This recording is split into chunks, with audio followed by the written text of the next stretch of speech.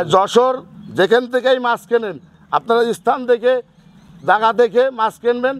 আমার নিজস্ব হ্যাচারি আছে, নিজস্ব জায়গা আছে, এরকম যার স্থান আছে দেখে শুনে মাছ কিনবেন। বা যশোরে আসে 5 জায়গা দেখে শুনে যাচাই বাছাই করে যদি মাছ কিনতে পারেন সব থেকে বেশি ভালো হয়। দর্শক আসসালামু আলাইকুম, স্বাদের বিডি নিয়মিত পর্বে সবাইকে স্বাগত। দর্শক, আমি এই মুহূর্তে অবস্থান করছি মাছের রাজধানী খ্যাত যশোর জেলায়। এই যশোর জেলার অত্যন্ত স্বনামধন্য এবং পুরাতন একটি মাছের খামার আছে, শাওন সোহান মৎস্য খামার। আজকে আমরা এই উদ্যোক্তা ভাইয়ের কাছে জানবো তার বর্তমানে কি কি মাছের কালেকশন আছে এবং এই মাছগুলো বাংলাদেশে উনি কোথায় কোথায় সরবরাহ করে থাকে। আমরা কথা বলি এই মৎস্য খামারের মালিক শরীফুল ভাইয়ের সঙ্গে। ভাই আসসালামু আলাইকুম। ওয়ালাইকুম আসসালাম। আসসালামু আলাইকুম। কেমন আছেন ভাই? আলহামদুলিল্লাহ ভালো। জি, আপনারা ভালো আছেন? জি ইনশাআল্লাহ ভালো আছি। পুকুরে আপনার অনেক লোক। হ্যাঁ, এটা তো আমার নিজস্ব প্রজেক্ট। আচ্ছা আচ্ছা, নিজস্ব খামার। আমি আছে নিজেই উৎপাদন করি, নিজেই মাছ বিক্রি করি। আমার বাজারেও আছে, আমার লোক দিয়ে মাছ বিক্রি করি। আর ফোনের মাধ্যমে আমার অর্ডার হইলে আমি অর্ডারের মাছগুলো আছে রেডি করে আমি নিজেই যাই মাছ বুঝবাস করে দিয়ে তারপরে টাকা পয়সা নিই। আমার দ্বারা যেন কোনো চাষির ক্ষতি না হয়। মাছের ব্যবসাটা কিন্তু লসের ব্যবসা না, মাছের ব্যবসা কিন্তু লাভবান ব্যবসা। আচ্ছা আচ্ছা। আর যদি আমার কাছ থেকে যে কোনো পরামর্শ নিতে চাই আমি সবসময় দিতে পারব। এবার আপনার প্রতিষ্ঠানের নাম এবং লোকেশনটা যদি বলতেন। আমার হ্যাচারের নাম শাওন সোহান মৎস্য খামার। আচ্ছা। আমি প্রোপাইটার শরীফুল ইসলাম, আমি নিজেই। আর লোকেশনটা আছে আমাদের যশোর পার হাউস বাবলাতলার থেকে আমার 1 কিলো ভিতরে আমার হ্যাচারিটা কেন্দ্র। আমাদের পার হাউস বাবলাতলা, এটা আছে আমাদের বিক্রয় কেন্দ্র। ওইখানে আছে বেচা কেনার জায়গা, আমার ওইখানেও পুকুর আছে, ঘাট আছে, ওইখানে আমার বেচা কেনার জায়গা আছে। আমি মাছ ওইখান থেকে উৎপাদন করে নিয়ে আমি ওইখানে বিক্রি করি। আচ্ছা ভাই, আমরা এখানে দেখছি যে আপনার লোকেরা হাপাতে অনেক পাঙ্গাসের যে পোনা, এটা কি গত বছরের? হ্যাঁ, এটা গত বছরের পাঙ্গাস। এটা হচ্ছে অরিজিনাল থাই পাঙ্গাস। এই মাছটা আমার অর্ডার হয়েছে বিকেলবেলা বরিশাল কুয়াকাটায় মাছটা যাবে। মাছটা মূলত কি ভাই, মাছ তো সবাই পাকাইতে বোঝে না। মাছটা পাকাইতে হয় কিভাবে, মাছটা কিভাবে দূরে ক্যারিং করতে হয় কিভাবে, সেটা কিন্তু আমরা জানি। আর মাছটা আছে নিতে হবে পুকুর মালিকের কাছ থেকে বা হ্যাচারি আলার কাছ থেকে ডাইরেক্ট সরাসরি, বা দেখে শুনে নিতে পারলে সব থেকে বেশি ভালো হয়। বা আমার কাছ থেকে নিতে হবে, আমিও এমন কথা বলতেছি না। এখন আমাদের এখানে কিন্তু অনেক প্রতারণা আছে। এখন ধরেন 5,000 টাকা বায়না নিল, ফোন ধরে না। আর এখন মনে করেন আমাদের এখানে স্থান নেই, কিছু নেই, সব আমার এরকম। তাদের জন্য কিন্তু আমাদের ক্ষতি হচ্ছে। জি, হ্যাঁ, যে মনে করেন 2,000 5,000 টাকা বায়না নিচ্ছে, বায়না নেওয়ার পরে মনে করেন আমি বেচতেছি 2 টাকা পিস, সে বেচতেছে 1.5 টাকা পিস। বেচার পরে সে আছে মনে করেন তার কাছে যে কোনো লোক সস্তা খুঁজবেই, কিন্তু সস্তা নিতে গেলে কিন্তু বিবাদে পড়বে। এখন যে আপনারা হাপায় মাছটা রাখছেন বা হাউজে রাখছেন, তার মানে দূরে জার্নি করলে এইভাবে রাখতে হয় না, রাখতে হয়। কিন্তু মরা কাটার দায়িত্ব আমার, জন্য আমার দ্বারা কোনো চাষির ক্ষতি না হয়। যে মরলে আমার মরুক, সে চাষি জ্যান্ত মাছ বুঝ করে দেবো, দিয়ে তার কাছ থেকে টাকা পয়সা নেব। অর্থাৎ যে মাছ চাষি পুকুরে মাছ ছাড়বে, জ্যান্ত মাছ তার, মরাগুলো মাছ আমার, এটা গ্যারান্টি আমার। আর থাই পাঙ্গাস যে বললেন, আপনি কি আপনার প্যাডে লিখে দিবেন? যে অবশ্যই প্যাডে লিখে দেবো, নিশ্চিত করবেন। আমার আজকে যাচ্ছে 60,000 মাছ ডেলিভারি দিচ্ছি। এটা কি পিস হিসাবে বিক্রি হয়? তো এই পাঙ্গাসটা কত বিক্রি হচ্ছে? এই মাছটা আমি ওইখানে পৌঁছাই দিছি 2 টাকা 60 পয়সা পিস পৌঁছানো পর্যন্ত। আর যদি এখানে এসে নেয়, এখান থেকে নিলে এই মাছটার রেট আছে এখন 2 টাকা পিস। এই যে পাশে যে বড় পুকুর দেখছি, এখানে এরোটারও সেট করা বড় বড় মাছ, এটাই কি আপনার? হ্যাঁ, এটা আমার। এটা আছে আপনার বুরুট মাছ রাখা, মা মাছ রাখা। জি। এটা আছে আপনার এই যে মাছের টান খাওয়াইছে, আর 15 দিন পরে মাছের ডিম শুরু হয়ে যাবে। ধানি পাঙ্গাস নিলেও আমি দিতে পারবো, ধানি পাঙ্গাসও আমার কাছ থেকে, আর 1 মাস পর থেকে ধানি পাঙ্গাস অ্যাভেলেবেল হয়ে যাবে। তখন দামও তো কমবে। হ্যাঁ, দামও কমে যাবে, নতুন পাঙ্গাস। আর এখন এই পুরনো পাঙ্গাসের দাম বেশি, আর কালচার করতে গেলে পুরনো মাছই লাগে। আচ্ছা ভাই, এখানে তো আরো পুকুর দেখছি, এগুলো কি সবই ব্রুট মাছ? হ্যাঁ, এগুলো ব্রুট মাছ আছে। ওই পাশে ব্রুট আছে, এই পাশে ব্রুট আছে।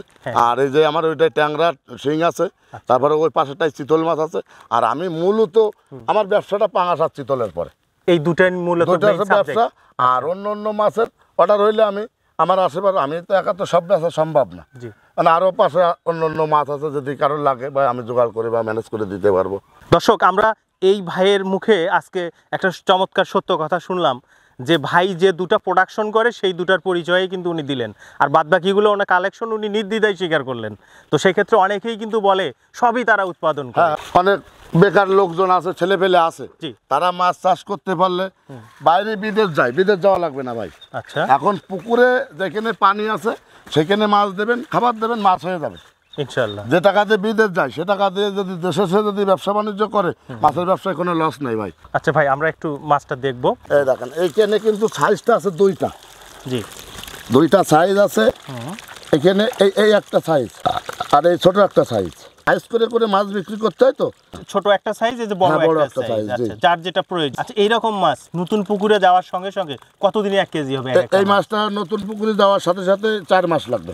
সেক্ষেত্রে খাবার কি খাবার ফিট অথবা অন্য কোনো হাতে বানানো খাদ্য? না না না, অন্য কোনো খাবার দিলে হবে না। আর যদি সে যদি মুরগির লিটার খাওয়ায় বা মুরগি যদি উপরে দিয়ে দেয়, সেই ক্ষেত্রে আপনার 5-6 মাস লাগবে। সর্বনিম্ন কতটুকু অর্ডার দিলে পাঠাবেন? সর্বনিম্ন মনে করেন একটা মাছ যাইতে গেলে আমি তো বেশিরভাগ মাছই গাড়ি দিয়ে পৌঁছাই দিই। বাসে পরিবহনে উঠাইতে দিতে গেলে এই মাছগুলো মারা যায়, মারা গেলে আর পরিবহনওয়ালারা কিন্তু টাকা ছাড়া মাছ দেয় না, ব্যাগ দেয় না। আর চাষি যায় বাসায় যায় দেখে মাছগুলো মারা গেছে, মাছগুলো নষ্ট হয়ে গেছে, কথা কাজ অ্যাকুরেট হয়নি, এটা কিন্তু ঠকে। আচ্ছা, কিন্তু আমি চাচ্ছি কি মাছের একটু বেশি করে অর্ডার দেবেন, 2-3 আইটেমের অর্ডার দেবেন। আর এই পাঙাশের সাথে কিন্তু কিছু শিং মাছ দেওয়া যায়, কিছু কাপ জাতীয় সাদা মাছ দেওয়া যায়, দিয়ে কিন্তু কালচার করতে পারলে ভালো সুবিধা, বেশি লাভ, ভালো লাভ। কি খাবারে কিন্তু হয়ে গেল। আচ্ছা, এছাড়াও তো কিছুদিন পর আপনারা এই পাঙ্গাসের ধানিটাও দিতে হ্যাঁ, ধানি দিতে পারবো। এই যে 15 দিন পরে মাছ উঠাবো, ডিম নতুন মাছের ধানি, আর 1 মাস পরে আপনি ধানি দিতে পারবেন। এই যে চিতল মাছটা কিন্তু আমি নিজেই নদীর থেকে রেনু আইনে খাওয়াই দাওয়াই বড় করে কিন্তু বিক্রি করি। এটা কি চিতলের? হ্যাঁ, এটা চিতলের পুকুর। এখানে যে চিতলটা নিয়ে আসছে এটা সাইজ কত? এটা আছে আপনার আছে 8-9 ইঞ্চি আছে আর 9-10 ইঞ্চি আছে। এই পুকুরে কতগুলো চিতল আছে? এই পুকুরে 8 থেকে 10,000 মাছ আছে। আচ্ছা, চিতলটা কিভাবে বিক্রি হয়? এই চিতলটা বিক্রি আপনার পিস হিসাবে। পিস হিসাবে। আর চিতলের ব্যবসায় কিন্তু কোনো লস নেই ভাই। আচ্ছা, আমি বলি এই চিতলের ব্যবসা করে কিন্তু আমার অনেক কিছু হয়েছে। আচ্ছা, আপনি? হ্যাঁ, অনেক কিছু করেছে। দেখেন আমার কিন্তু ফার্মে 8টা-10টা লোক কাজ করে।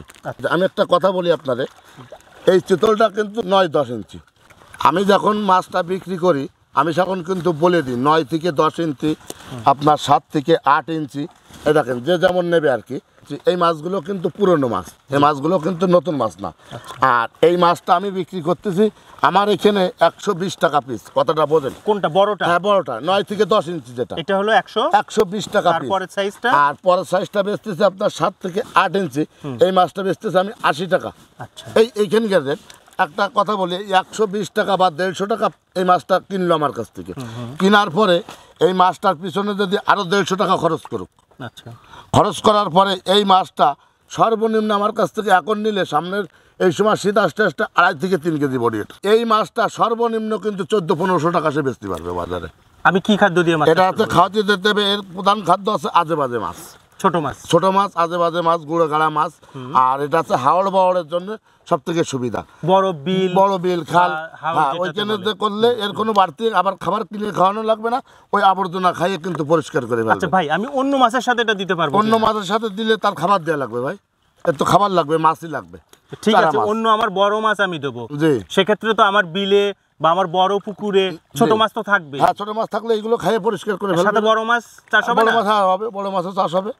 আর যারা বড় মাছ কালচার করে সেই সব পুকুরে দেওয়া 100-50 পিস দেওয়া ভালো। কারণ কি আজে বাজে মাছে কিন্তু সাদা মাছের ক্ষতি করে। আর সেই আজে বাজে মাছগুলো কিন্তু চিতলে খাইয়ে পরিষ্কার করে রাখে, কিন্তু ওই মাছের জন্য সুবিধা হয় ভালো। আজে বাজে মাছগুলো ওই মাছের ডিস্টার্ব করতে পারে না। চান্দা মাছ, বালিয়া মাছ, যশোরের ভিতরে পাঙাশ চিতল আমার কাছে 12 মাস থাকে, আর আমি 12 মাস ডেলিভারি দিতে পারবো ইনশাল্লাহ। সর্বোচ্চ হ্যাঁ, যত যে পরিমাণ চাক, 5000, 2000, 3000। আর এরপরে আমার 3 মাস পরে আমার যে রেনু আসবে, রেনু আসলে এরপরে মাছ নতুন চিতল, হ্যাঁ, 2.5 ইঞ্চি, 3 ইঞ্চি, 4 ইঞ্চি, 5 ইঞ্চি, 6 ইঞ্চি, যে যেমন চাবে তারা তেমন দিতে পারবো। তাহলে ভাই, এখন যারা নতুন পুকুর প্রস্তুত করছে বা বিল রেডি করছে, তারা কি বড়টা ছাড়বে? না, বড়টাই ছাড়বে। এইটা ছাড়লে লাভটা কি ভাই, রেডি মাছ মানে কি আমার কাছে কিন্তু 1 বছর বয়স হয়ে গেছে। আচ্ছা, এখন কিন্তু যে জায়গায় যাবে কিন্তু দ্রুত বড় হবে। আর এই যে এই মাছ, যে মাছগুলো আপনাদের বললাম, এই মাছগুলো যদি আমার কাছ থেকে কেউ নিতে চায় বা এই মাছগুলো আমি দিতে পারবো। আর আমি বলি একটা কথা, যে কোনো অপরিচিত লোকের কাছে বেশি টাকা পয়সা দিয়ে কোনো প্রতারণার জন্য পড়বেন না। তার স্থান দেখবেন, জায়গা দেখবেন, তারপরে তার কাছ থেকে মাছ লেনদেন করবেন বা মাছ নেবেন। তো ঠিক আছে বড় ভাই, আপনার সঙ্গে কথা বলে খুবই ভালো লাগলো। আপনি পাঙ্গাস এবং চিতল বিশেষ করে অত্যন্ত সুনামের সহিত বিভিন্ন মাছ চাষিদের মাঝে বিতরণ করে আসছেন। ভালো থাকবেন। আসসালামু আলাইকুম। ওয়ালাইকুম আসসালাম। দর্শক, আমরা আজকে এই যশোরের ভাইয়ের এখানে বিশেষ করে থাই পাঙ্গাস এবং চিতল মাছের বিভিন্ন সাইজের পোনা আমরা দেখলাম। তো এনার প্রতিষ্ঠানটা যশোরে একেবারে নিজস্ব জমিতে প্রতিষ্ঠান। তো আমার মনে হয় আপনারা যারা যশোরে এই ধরনের ভালো আনকমন মাছ বা লাভজনক মাছ নিতে চান, আপনারা ভাইয়ের প্রতিষ্ঠানে আসতে পারেন।